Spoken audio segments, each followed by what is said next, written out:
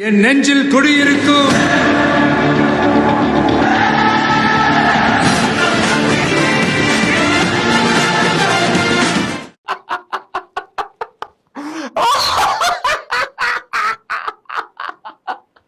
எந்த ஒரு ட்ரெய்லரையும் பார்த்து நான் இப்படி சிரிச்சதே கிடையாது. இப்போ இவனை பார்த்தா உங்களுக்கு என்ன தோணுது? இவனை பார்த்தா பார்த்த இடத்துல அடிக்கணும்னு தோணுமா, இல்லை போனா போகுது பொழைச்சி போகணும்னு விட்டுலான்னு தோணுமா? சில சொல்லுவாங்கல்ல, கல்ல கண்டா நாயை கண்டா, நாயை கண்டா கல்ல காணான்னு தான் இவனை பார்த்தா அப்படி தோணுது. என்னன்னு தெரில. இப்போ நம்மலாம் வந்து இவங்களை ஹோமோ பாய்ஸ்னு கலாய்க்கிறனால தனித்தனியாக உட்காந்து வீடியோ போட ஆரம்பிச்சிட்டாங்க போல இருக்கு. அவன் என்னன்னா அங்கிட்ட உட்காந்து தனியாக வீடியோ போட்டுட்டு இருக்கான், இவன் என்னன்னா இங்கிட்ட உட்காந்து தனியாக சிரிச்சுக்கிட்டு இருக்கான். கேட்டால் இவர் முத வந்து இந்த மாதிரி சிரிச்சதே இல்லையா. என்னன்னா இந்த படம் என்ன மாதிரிய படம் அப்படின்றதே தெரியாமல் உடனே பவன் கேசரி ரீமேக்குன்னு சொல்லிவிட்டு நீ சிரிக்கிறியே, அவ்வளோ மட்டமாக நீ நினைக்கிறேன்னா அப்புறம் என்ன மானாக்கு இந்த படத்துக்கு இவ்வளோ முட்டுக்கட்டை கொடுக்குறீங்க? ஒன்றா ரெண்டா ஏகப்பட்ட முட்டுக்கட்டை. நண்பா மிஸ் அதுதான் இந்த வீடியோவில் பார்க்க போகிறோம். அப்படியே பயந்து சாவுறாங்க ஜனநாயகம் வந்துடக்கூடாதுன்னு. அதுக்காக என்னெல்லாம் வேலை பண்ணிகிட்டு இருக்காங்க அப்படின்றது மட்டும் இந்த வீடியோவில் முழுசாக ஃபுல் ஃப்ளெஜ்ஜாக பார்க்க போகிறோம். என்னோடய சேனலுக்கு யாராவது ஃபஸ்ட் டைம் வரீங்க அப்படின்னா சப்ஸ்கிரைப் பண்ணிவிட்டு பெல் பண்ண ப்ரெஸ் பண்ணி ஷேர் பண்ணுங்கள். மறக்காமல் உங்கள் கமெண்ட்ஸை அப்படியே போட்டு போயிருங்க. அது மட்டும் இல்லாமல் இந்த சேனல் டெவலப் அடையணும் அப்படின்னு ஆசைப்பட்டீங்கன்னா உங்களால் முடிஞ்ச உதவியை இந்த QR கோடுக்கு அப்படியே கொஞ்சம் சப்போர்ட் பண்ணுங்கள். அண்ட் வெளிநாட்டில் இருக்கிறவங்க பேபால் யூஸ் பண்ணி அந்த லிங்க்கில் வந்து டிஸ்கிரிப்ஷனில் இருக்குது, அதை யூஸ் பண்ணி நீங்கள் சப்போர்ட் பண்ணுங்கள். இதில் வரக்கூடிய இந்த ஃபண்ட் அப்படின்றது பார்த்தீங்கன்னா என்னோடய சேனல் டெவலப்மெண்ட் ப்ளஸ் சோஷியல் வெல்ஃபேருக்கு யூஸ் செய்யப்படும் அப்படின்றதையும் நான் உங்ககிட்ட கிளியராக தெரிவிச்சுக்கிறேன். அதே மாதிரி என்னோடய வாட்ஸ்அப் குரூப்பில் வந்து நீங்கள் சேரணும்னு ஆசைப்பட்டீங்கன்னா அந்த லிங்க்கும் டிஸ்கிரிப்ஷனில் இருக்குது, அதை கிளிக் பண்ணி நீங்கள் வந்து சேர்ந்துக்கலாம். வாங்க வீடியோக்குள்ளே போகலாம்.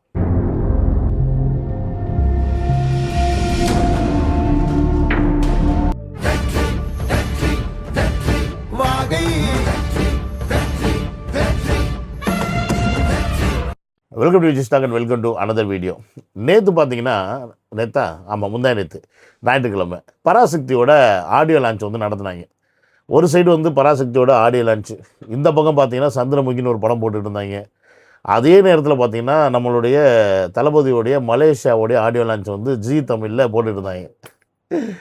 இவங்க என்னென்னமோ பண்ணி பார்க்குறாங்க, ஆனால் தளபதியோடைய அந்த இடத்த இவங்களால தொடக்கூட முடியல. சன் டிவி உட்காந்து கதறுது. என்னது, சன் டிவியோட கலாநிதிமானோட பொண்ணெல்லாம் உட்காந்து கதறுது, நீ ஏன் தேவையில்லாமல் தளபதி கூட தகராறுக்கு போகிறீங்க அப்படின்னு. ஏன்னா இப்போ ரீசெண்ட் டேஸில் பார்த்தீங்கன்னா ஒரு சின்ன பொண்ணு கூட வந்து சொல்லியிருக்கோம், சன் டிவிலெலாம் வந்து தளபதி படமே போட மாட்டேங்கிறாங்க அப்படின்ற ஒரு விஷயத்த வந்து ஏதோ ஒரு மீட்டிங்கில் வந்து அந்த பொண்ணு அந்த இடத்துல அந்த வீடியோ எடுப்பாங்க, அதில் வந்து சொல்லி அதை வந்து ஃபீல் பண்ணியிருக்கோம். ஐ திங்க் இந்த ஈரோடு மாநாட்டுக்கு முன்னாடி நினைக்கிறேன். ஏன்னா இவங்க வந்து தளபதி வந்து காட்டவே கூடாதுன்றதுக்காக சன் டிவியோட டிஆர்பி ரேட்டிங்கே வந்து தளபதி படம் போடும்போது தான் மேஜரான தளபதியோட படம் எல்லாம் அவங்ககிட்ட தான் இருக்குது. ஸோ அதை போடாமல் இவங்க என்ன பண்ணுறாங்க, அவாய்ட் பண்ணுறாங்களாம். அவாய்ட் பண்ணுங்களா எங்களுக்கு என்னடா அப்படின்ற மாதிரி தான் இருந்துச்சு. பட் இப்போ என்ன பண்ணிட்டாங்கன்னா, இது அடிக்கணும் அப்படின்றதுக்காக பராசக்தியை வந்து ஆடியோ லான்ச் வச்சு ப்ளஸ் இந்த பக்கம் சந்திரமிக்க போட்டாங்கன்னா இது டம்மி ஆயிருமா, போட இத்து போன வெண்ணைங்களா அப்படின்ற மாதிரி அதோட டிஆர்பி ரேட் எப்படி ஏறி இருக்கு மட்டும் பாருங்களேன். தமிழ் இருக்கிற பாருங்க, ஜி தமிழ் அப்படின்றது உச்சத்தை தொட்டு இருக்குங்க. ஜி தமிழ் இது வரைக்கும் வந்து சன் டிவியை பீட் பண்ணி இந்த அளவுக்கு வந்து போனதே கிடையாது. சன் டிவி படுத்துருச்சிங்க, ரொம்ப கேவலமாக வந்து அங்கிருந்தே கிடையாது. நான் வந்து இப்போ ஒரு சார்ட் வந்து போடுறேன், அந்த சார்ட் வந்து பாருங்க, நேத்துக்கான அந்த சார்ட் தாங்க அது. நேற்று வந்து பாருங்க, நேற்று வந்து Sun TV and Zee Tamil அப்படின்றது வந்து எந்த நிலைமையில் இருக்குது பாருங்க. ஜி தமிழ் அப்படின்றது வந்து உச்சத்தை தொட்டு இருக்குங்க. ஜி தமிழ் இது வரைக்கும் வந்து சன் டிவி பீட் பண்ணி இந்த அளவுக்கு போனதே கிடையாது. சன் டிவி படுத்துருச்சிங்க, ரொம்ப கேவலமாக வந்து கீழே படுத்துருச்சு. அவங்க வந்து பராசக்தி போடுறாங்க, சந்திரமுகி போடுறாங்க, அந்த பற்றின பேச்சே கிடையாது, ப்ரோமோ போடுறாங்க, என்ன போட்டு பார்த்தீங்கல்ல, சும்மா அப்படியே ஸ்டல்லுன்னு ரெண்டு தூக்கின்னு போயிருக்கு. இங்கே இவங்களை அப்படியே கீழே உட்காந்துருக்குது. ஸோ இதுதான் அவங்களுடைய கரண்ட் நிலவரம். இது அவங்க தெரிஞ்சும் என்ன பண்ணுறாங்கன்னா ஏகப்பட்ட தில்லாலங்கடி ஃப்ராடுத்தனம் பண்ணுறாங்க. அதுவும் இந்த பராசக்தி படத்தை 10ஆம் தேதி ரிலீஸ் பண்ணுறது அப்படின்றது இவங்க கன்ஃபார்ம் பண்ணிட்டாங்க. பட் 9ஆம் தேதி ஜனநாயகம் படம் வந்துடுது. அந்த ஒரு நாள் கூட வந்துடக்கூடாது அப்படின்றதுக்காக என்ன மாதிரியான எச்சத்தனமான வேலை பண்ணுறாங்கன்னா இன்னை வரைக்கும் சென்சாரை கொடுக்காமல் வச்சுருக்காங்க. இப்போ இந்த நிமிஷம் அந்த வீடியோ ரெக்கார்ட் பண்ணுற வரைக்கும் அந்த சென்சார் வந்து ரிலீஸ் செய்யப்பட்டுச்சான்னு கேட்டிங்கன்னா எனக்கு தெரியல. ஏன்னு கேட்டிங்கன்னா கோர்ட்டில் வந்து கேஸ் போட்டிருக்காங்க, அர்ஜென்ட் கேஸாக எடுத்துக்க சொல்லியிருக்காங்க. அதை இன்றைக்கி எடுத்துட்டாங்க.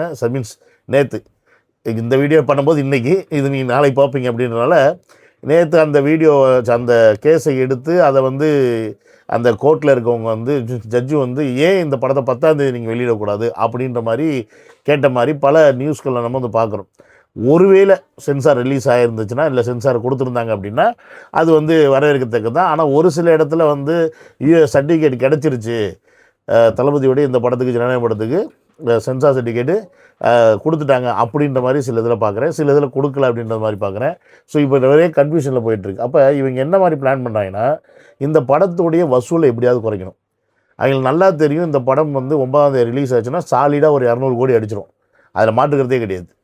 ஏன்னா நார்த் இந்தியாவில் ஃபுல்லாக மல்டிப்ளெக்ஸ்லாம் வந்து ரிலீஸ் ஆகுது அப்படின்னும் போது அதோடைய வியாபாரம் இருக்குது. வெளிநாடுகளில் இந்த படத்துக்கு மிகப்பெரிய வரவேற்பும் எக்ஸ்ட்ரா தேட்டர்ஸும் கொடுத்துருக்காங்க. அப்படின்னும் போது அந்த ஒரு ரெவென்யூ இருக்குது. இதில் தமிழ்நாட்டில் மொத்தமாக போட்டாங்க அப்படின்னா, எல்லா ஸ்க்ரீன்லேயும் போட்டாங்கன்னா தமிழ்நாட்டிலே சாலிடாக ஒரு 40-45 கோடிக்கு மேலே அடிச்சிடும் ஒரே நாளில். அப்படின்னும் போது அப்புறம் கர்நாடகா, அப்புறம் வந்து பார்த்திங்கன்னா கேரளா, அப்புறம் பார்த்திங்கன்னா ஆந்திரா, தெலுங்கானா இந்த மாதிரி ஏரியாக்களில் பார்க்கும்போது அதோடைய வியாபாரம் தனி. ஏன்னா கேரளாவில் பார்த்திங்கன்னா இப்போ 2 கோடி ரூபா வியாபாரம் வந்து ஆல்ரெடி ஆயிடுச்சு, டிக்கெட் வித்துருச்சு அப்படின்றாங்க. ஸோ இப்போ இந்த மாதிரி ஒரே நாள் இந்தியாவிலே கிட்டத்தட்ட ஒரு 80-100 கோடி ரூபா இந்த படம் அடிக்கிறதுக்கு வாய்ப்பு இருக்குது. அது போக ஓவர்சீஸில் வந்து 70-80 கோடிக்கு மேலேனா கிட்டத்தட்ட 200 கோடி ரூபா இந்த படம் அடிக்கிறதுக்கு வாய்ப்பு இருக்குது.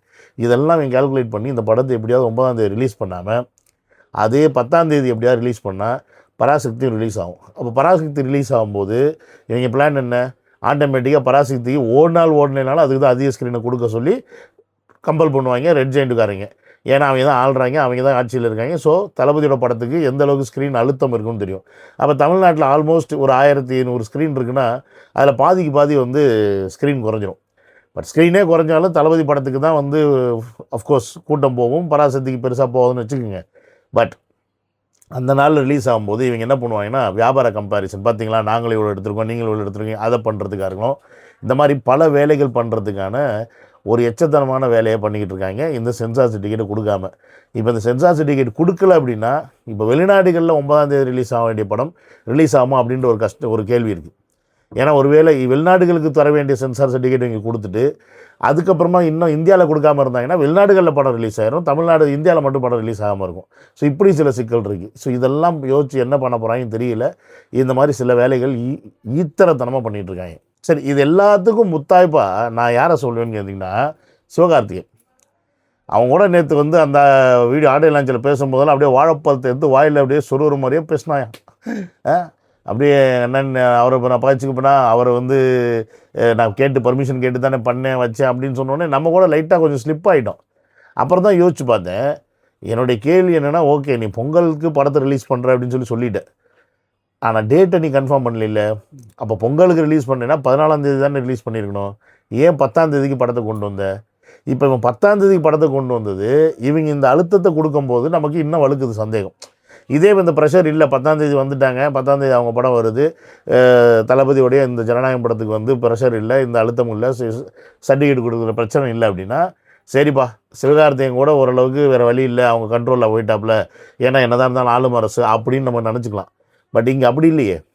இந்த பக்கம் நீ அப்படியே என்னது தேன் வழிகிற மாதிரி பேசிட்டு இந்த பக்கம் நீ வந்து இப்போ சென்சாரில் இங்கே ஆப் வைக்கிறேன்னா ஆட்டோமேட்டிக்காக எப்படி இருந்தாலும் ஓம் படம் 10ஆம் தேதி ரிலீஸ் ஆகும்ல, அப்போ இந்த படத்துக்கு மட்டும் என்ன பிரச்சனை அப்படின்ற இந்த கேள்வி வந்துடுது. ஸோ அப்போ இங்கே சிவகார்த்திகேயன் முழுக்க ஒரு ப்ளே பண்ணிகிட்ருக்காப்புல அப்படின்றது வந்து கிளியராக தெரிஞ்சிருது. ஏன்னா நேற்று பிஸ்மி பேசும்போது ஒன்று சொன்னாப்புல, அப்போ எனக்கு அந்த பாயிண்ட் கரெக்டாக பட்டுச்சு. என்ன தான் இருந்தாலும் சிவகார்த்திகேயன் இப்போ விஜய்கிட்ட போயிட்டு நாங்கள் இந்த படம் வச்சுக்கிட்டோமான்னு கேட்டால் அவர் என்ன சொல்லுவார், அதெல்லாம் போடாதப்பா நான் படம் வருது அப்படின்னு நான் சொல்லுவார்? கண்டிப்பாக சொல்ல மாட்டார். பெருந்தன்மை பண்ணி உங்கள் படம் நீங்கள் ரிலீஸ் பண்ணுங்கள், நான் என் படத்தை ரிலீஸ் பண்ணிக்கிறேன் அப்படின்னு தான் சொல்லுவார். பட் நாம் தான் அதை நினச்சி பார்க்கணும், இது இவருக்கான கடைசி படம், இதற்கப்புறம் ஒரு அரசியலுக்கு போகிறாரு, படம் நடிக்க மாட்டேன்னு சொல்கிறாரு. அப்போ இந்த படத்துக்கான மரியாதையை நம்ம கொடுத்து கௌரவிச்சு அனுப்பணும் அப்படின்ற ஒன்று. ரெண்டாவது, மிகப்பெரிய பட்ஜெட் செலவில் இந்த படத்தை எடுத்திருக்காங்க. அப்போ அந்த பட்ஜெட்டை வந்து ஒரே நாள் வசூலில் எடுத்துட முடியுமா அப்படின்னு கேட்டிங்கன்னா முடியாது. ஒரு 2 நாள் 3 நாள் அந்த கேப் இருந்துச்சு அப்படின்னா அவர் போட்ட காசையும் எடுத்துட முடியும், ப்ரொடியூசர் போட்ட காசையும் எடுத்துட முடியும், படம் மிகப்பெரிய வெற்றி அடையும். கடைசி படம் அப்படின்னும் போது மிகப்பெரிய வெற்றி படத்தோடைய அந்த ரெக்கார்டோட விஜயர்கள் போக முடியும். அப்போ இந்த இடத்துல சிவகார்த்திகேயனே அந்த வெற்றின்ற அந்த ரெக்கார்டை விரும்பலை. அவனே என்ன பண்ணுறாப்புலன்னா, இந்த வெற்றி வந்துருச்சு அப்படின்னா நம்ம இப்படி தான் இருந்தாலும் டம்மி ஆயிடுவோம்.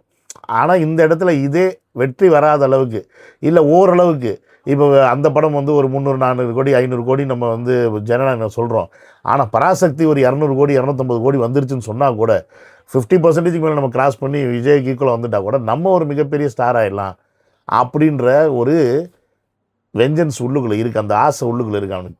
அதனால தான் அந்த ஆள் என்ன பண்ணியிருக்கான், அவங்க என்னெல்லாம் சொன்னாலும் அதுக்கு தலையாட்டியிருக்கான். நீ என்ன பண்ணியிருக்கணும், உண்மையாலுமே உனக்கு இந்த மாதம் இந்த படம் ரிலீஸ் ஆக வேண்டாம்னு நினச்சிருந்தீங்கன்னா நீ வந்து இந்த படத்தை வந்து ஷூட்டிங் டிலே பண்ணியிருக்கலாம், உடம்பு சரியில்லை இன்னும் ஏதோ ஒன்று பண்ணியிருக்கலாம், என்ன வேணால் பண்ணியிருக்கலாம். நீ நடித்தா தானே படம் ஃபினிஷ் ஆகும், நீ நடிக்கலன்னா எப்படி படம் ஃபினிஷ் ஆகும்? இத்தனைக்கு இந்த படம் பார்த்திங்கன்னா இடையில வந்து எடுக்காமல் இந்த டான் பிக்சர்ஸ் வந்து நிறையா வந்து பயங்கரமாக ஸ்கேம் பண்ணுறாங்க அப்படின்னு சொல்லி ஏகப்பட்ட விஷயம்லாம் போயிட்டு இருந்தனால படத்தை அப்படியே ஹோல்ட் பண்ணி வச்சுருந்தாங்க. அப்படியெல்லாம் வந்து நின்றுட்டு இருந்த படத்தை அவசரமாக நடித்து கொடுத்து இந்த படத்தை இத்தனாம் தேதி விஜய் அவர்களுக்கு கூட இந்த படத்தை போட்டிக்கு நீ இறக்கணும் அப்படின்றனா அப்போ உனக்கு வந்து எவ்வளோ பெரிய சுயநலமாக இருப்ப, நீ எவ்வளோ பெரிய சுயநலவாதி. அப்போ மற்றவங்க சொன்னது எல்லாமே உண்மை தான். அப்போ சிவகார்த்திகேயன் மாதிரி ஒரு ஆட்களை வந்து பார்க்குறது அப்படின்றது வந்து இருக்கிறதுலே கேவலம் பிடிச்ச ஜென்மம். துப்பாக்கி கையில் தூக்கி கொடுத்தப்ப நீ என்ன பண்ணியிருக்கணும், ஆட்டோமேட்டிக்காக அந்த மரியாதையை அவர் கொடுத்துருக்கணும். உனக்கு எவ்வளோ பெரிய அரசியல் அழுத்தம் இருந்திருந்தாலும் என்னால் இந்த படத்தில் இப்படி நடிக்க முடியாதுங்க. இந்த படத்தை 14ஆம் தேதி ரிலீஸ் பண்ணுறீங்களா பண்ணுங்கள், இல்லை பொங்கலுக்கு அப்புறம் வேண்டாம், ஏப்ரலில் மே போகிறீங்களா விட்டுருங்க. ஏன்னா ஏப்ரல் மே கேட்டால் எலெக்ஷன் சொல்லிட்டு சரி அதெல்லாம் கொடுத்துக்குறோம். நீ இந்த 9ஆம் தேதின்ற இந்த படத்தை ரிலீஸ் பண்ணுறாங்க, நீ 14ஆம் தேதி ஃபிக்ஸ் பண்ணி வச்சுருந்ததை எதுக்கு 10ஆம் தேதி மாற்றின? அப்போ இங்கே நீ இனத்தோடு சேர்ற. ஏன்னா இவனும் பார்த்தீங்கன்னா கருணாநிதியோட குடும்பத்தோடைய அதே கம்யூனிட்டி தான். அவங்க இசைவேளாளர், இவங்களும் இசைவேளாளர். அவங்க கொல்டீஸ், இவனும் கொல்டீஸ், மீன்ஸ் தெலுங்கு. புரியுதுங்களா? நம்ம ஜென்ரலாக கொல்டீஸ்னு சொல்கிறது இல்லை, பட் இந்த மாதிரி சுயநலமாக இருக்க தெலுங்குல நம்ம சொல்கிறது தப்பு கிடையாது. ஏன்னா அவங்க வந்து எல்லாம் ஒற்றுமையாக இருக்காங்க. இன்னும் கேட்டால் இது பராசக்தி அப்படின்னு இந்த படத்தை தமிழ் உணர்வில் படம் எடுக்கிறாங்களாம். ஆனால் படம் எடுக்கிறவன் தமிழன் கிடையாது, நடித்த எவனுமே தமிழன் கிடையாது. சிவகார்த்திகேயன் கிடையாது, ஜெயம் ரவி கிடையாது, அதர்வா கிடையாது, ஹீரோயின் கிடையாது, எல்லாருமே அதர் ஸ்டேட்டு. ஆனால் இவங்க வந்து தமிழுக்காக போராடக்கூடிய ஒரு நபராக இந்த படத்தில் நடிச்சிருக்காங்க. இந்த படத்தில் ஒரே ஒரு தமிழ் அப்படின்னா ஜிவி பிரகாஷ்குமார் மட்டும்தான் மியூசிக் போட்டிருக்காரு. மற்ற எல்லாருமே வெளியாளுங்க. இப்படி எல்லாமே ஏட்டிக்கு போட்டியாக இவங்க செய்கிறது. சரி ஃபைனலாக இவ்வளோ பண்ணிங்கடா, ஆனால் இந்த பராசக்தி படத்தோட வியூஸை வர வைக்கணுமா, ட்ரைலர் வியூஸை. நம்ம ஜனநாயகம் படத்தோடைய வியூஸ் வந்து கிட்டத்தட்ட ஒரே நாளில் 35 மில்லியன் 40 மில்லியன் கிட்ட போயிடுச்சு. அதுக்கு ஈக்குவலாக இவங்க வியூஸை வர வைக்கணும்னு சொல்லிட்டு ஒரு கேவலமான ஒரு வேலையை பண்ணாங்க. அதை நான் சொன்னதை விட ஒரு தம்பியை ரொம்ப அழகாக எக்ஸ்பிளைன் பண்ணியிருக்காப்புல, அதை போடுறேன். ரிலீஸ் ஆகி வெறும் 6 மணி நேரத்தில் 25 மில்லியன் வியூஸ் போயிருக்கு. ஆனால் இப்போ பாருங்களேன், 14 மணி நேரம் ஆச்சு, அதே 25 மில்லியன் வியூஸ் தான் காட்டுது. இது எப்படி சாத்தியம்? அப்போ இங்கே என்ன நடந்திருக்கு? கிளிக் ஃபார்ம்ஸ்னால் என்ன தெரியுமா?